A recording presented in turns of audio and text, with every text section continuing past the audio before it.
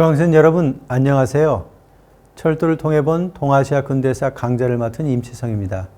이번 강의에서는 중일전쟁이 발발한 이후 만철이 화북점령지역에 진출하여 설립된 화북교통주식회사의 전시성과 경영실태에 관해 살펴보고자 합니다. 신해혁명으로 청조가 붕괴된 이후 중국은 근대 국가의 건설을 어떻게 실현할 것인가를 두고 분열 대립하였습니다.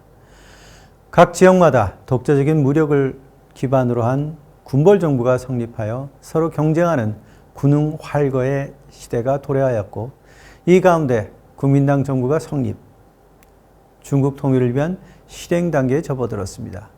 소위 북벌전쟁입니다.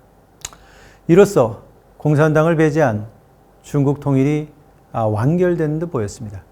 그러나 신중국의 건설의 도정에 있어서 최대 교란 요인은 대륙 침략을 도모한 일본이었습니다. 일찍이 북벌군이 만주에까지 영향력을 행사하는 것을 우려한 일본군은 산동 출병과 장장립 암살을 감행하여 결국에는 만주사변을 일으켜 중국 분할에 돌입하였습니다. 중국에서의 근대 국가의 등장이 기득권의 상실로 이어질 수 있다는 사실이 일본의 중국 침략을 유발시킨 하나의 요인이 되었습니다. 이러한 역사적 프로세스에서 주도적인 역할을 수행한 기관이 다름 아닌 일본의 동인도 회사 만철이었습니다. 만주국 건설에서 여러 공헌에도 불구하고 통제 경제 운영이 만주 중공업 개발주식회사를 중심으로 이루어지자 만철은 화북에서 종합국책회사로서의 탈피를 추구했습니다. 그러나 이에 대해 국민당 정부는 중국 공업화 10개년 계획을 수립하여 그 선결 조건으로 철도 관리 통일 정책을 추진 신설건설과 중앙 통제력 강화를 꾀하고 있었습니다.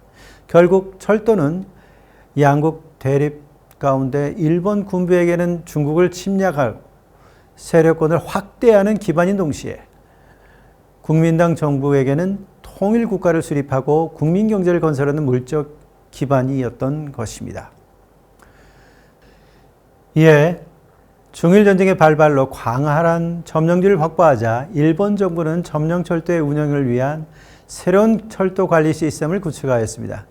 일본판 동인도 회사인 만철은 철도과 석탄업을 양축으로 하는 구조개혁을 겪으면서 화북에서 종합국책회사로서의 변신을 목표로 하고 있었습니다.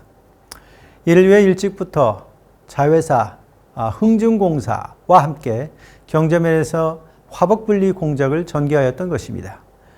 중일 양국의 대립은 노국의 사건을 계기로 충돌하여 중일전쟁의 전면화에 이르게 되자 만철 북지 사무국이 설치되었습니다.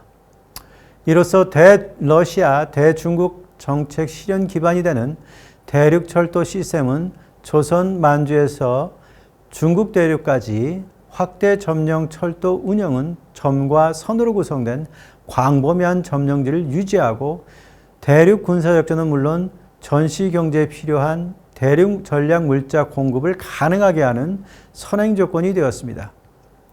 따라서 점령철도는 새로운 철도 시스템으로 전환될 필요가 있었습니다. 그것이 바로 화북교통주식회사였습니다.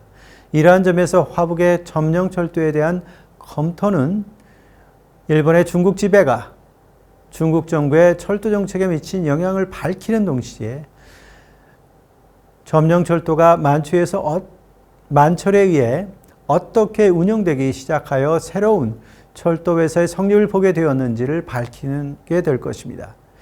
이를 위해 본 강의는 전시체제론의 입장에서 중일전쟁 발발을 계기로 평시경제가 전시통제로 전환되는 과정에서 나타나는 철도 운영의 특징에 주목하고자 합니다. 이를 위해 전전의 철도, 화북철도의 실태와 이를 둘러싼 중일 양국의 입장을 제시할 것입니다. 또한 전시와 화북철도가 일본 측에 점령되어 피해 복구 후 수용력을 배분하는 방식이 이루어지는 과정을 살펴볼 필요가 있습니다. 동시에 전시기업론의 입장에서 화북철도의 조직 내부에서 성립한 경영자원의 운영 프로세스를 제시하고자 합니다. 이를 위해 경영자원을 조달하고 관리, 운전, 영업 등 기본 활동을 수행하는 하나의 경영조직이 성립되는 과정을 살펴볼 필요가 있습니다. 또한 이러한 과정이 단순히 외부 환경에 대한 기존 철도의 적응 과정이 아닌 새로운 경영주체의 창출이었던 만큼 이를 둘러싼 정책 결정 과정 및 각 관련 기관 간의 이해 조정이 제시되어야만 합니다. 이를 통해 화북교통의 설립은 중일 대립의 결과물일 뿐 아니라 일본 측 관계자들 간의 이해 조정의 결과물이었음을 제시하게 될 것입니다. 다음 시간에는 일본 측에 의한 점령 철도의 운영의 전제로서 중국 측의 철도 운영을 검토하여 그 특징을 명확히 하고자 합니다.